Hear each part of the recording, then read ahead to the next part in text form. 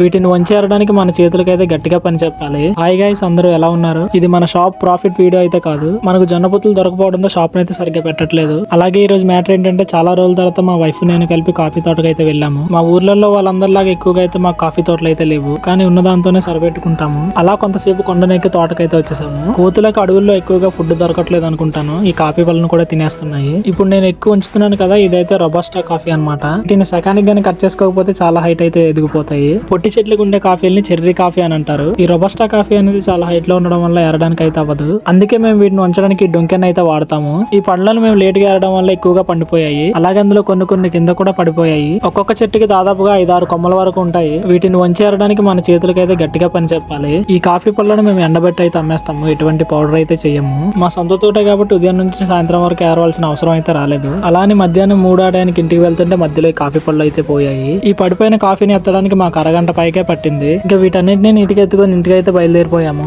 మీరందరూ ఇంకా నన్ను ఇలాగే సపోర్ట్ చేస్తారని కోరుకుంటున్నాను. ఉంటా మరి, బాయ్ అందరికి, లవ్ యూ ఆల్.